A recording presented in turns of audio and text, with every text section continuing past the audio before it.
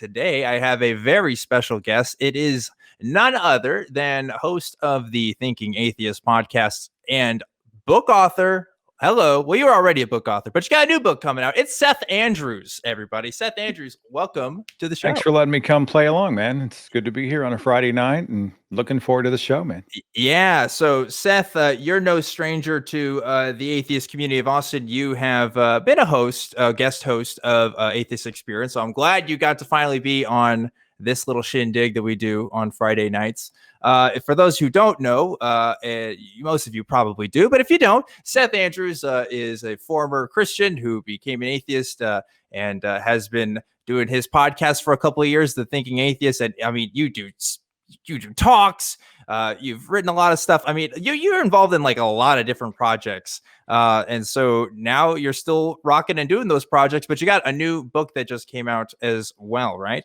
Yeah, I just, I'll shamelessly shill for Absolutely. the book, but it's called Confessions of a Former Fox News Christian and talks about my former evangelical past and my sort of, my overt Christian nationalism. I was one of those guys who believed that, the United States was founded by Christians to be Christians for Christians, Yeah. And I was a Rush Limbaugh listening and Coulter reading, Fox News watching evangelical who really believed that all the things that were happening politically were kind of a matter of destiny and divine destiny, really. And right.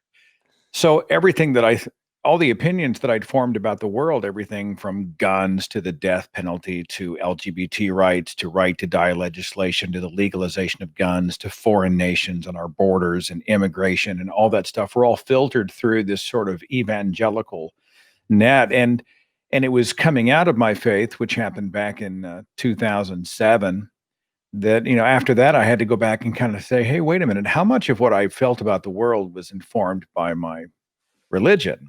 And what should I sort of take a new look at, And before I knew it, I realized that I'd gone from a Fox News Christian to somebody who sort of stood on the other side on so many issues. Now I'm a proud liberal, Right. And more importantly, I'm a humanist. And I think quite often I find that being a liberal is a reflection of the fact that I'm more interested in trying to help other people. I'm less tribal, less insular, and certainly less evangelical. And these are traits that I find in the modern day conservative movement in the United States.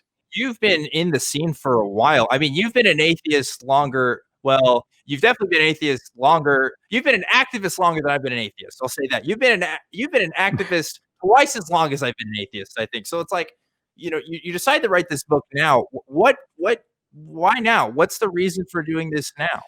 Well, I think you and I may have in common the fact that we're activists by nature.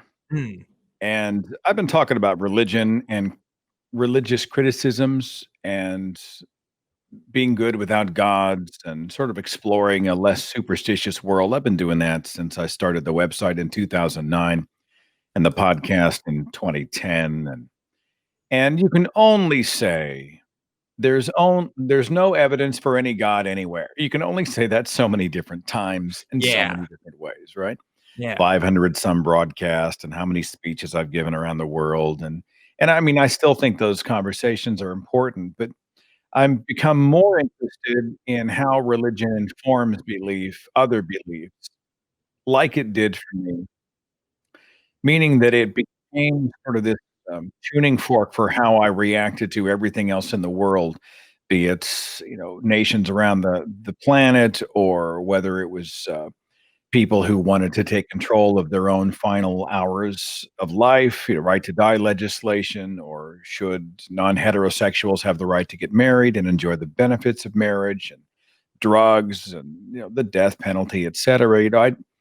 I became interested in, and we're seeing it now, how religious belief so often propels people forward into a kind of proactive influence in their environment. What happens if they're acting with bad ideas? What happens if they're working at the foundation of a sort of debunked mythology? What if it's magical thinking? What if it's a fantasy? What if it hurts people and it's a lie that hurts people? So I became interested in in that. And I also think because things are just so hot right now during the current political climate, and Fox News continues to be just an overwhelming domination, this powerhouse of a media empire that informs so much of our culture. I felt like now is the time to strike on that and to really go back and dissect. Well, where did this particular conservative outlet come from? Because they're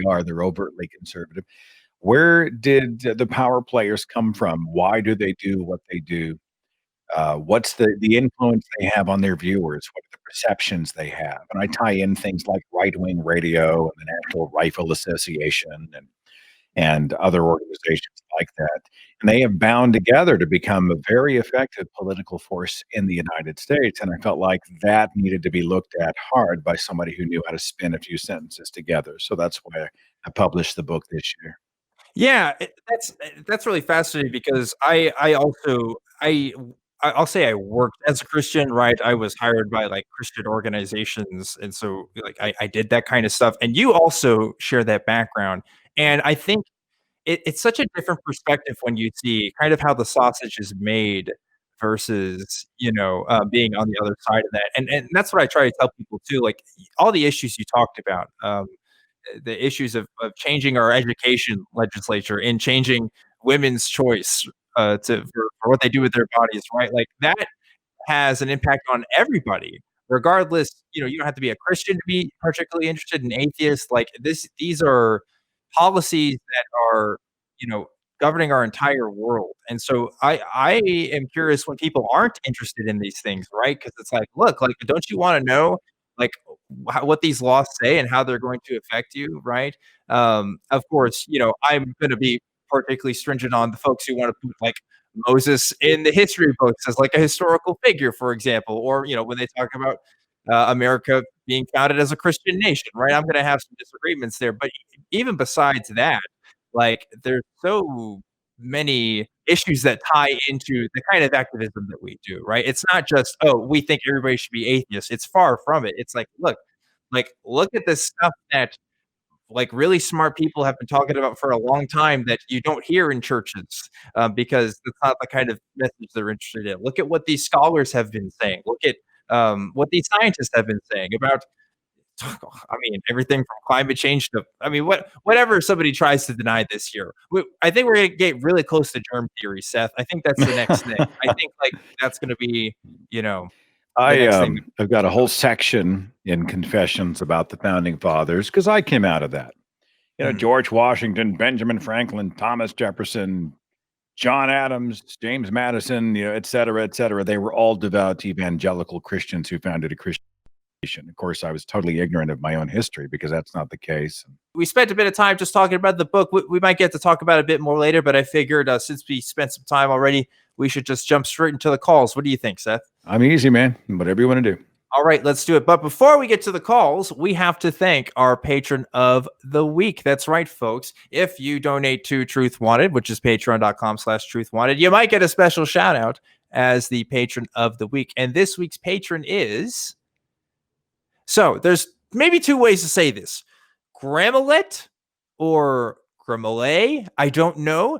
Patreon doesn't do a great job of showing how to pronounce people's names, but Gramelet or Gramele, thank you so much for donating to Truth Wanted this week. Really appreciate it. And if you would like to donate, again, that's patreon.com/Truth Wanted. 100% of that money goes towards the show. I don't get any of it. It all goes buying stuff like this microphone, this camera, and this light, and paying Seth off to make sure that he doesn't talk about what we were talking about earlier. But yeah, it's all good stuff. So thank you guys for doing that. And now let's go ahead and go to call.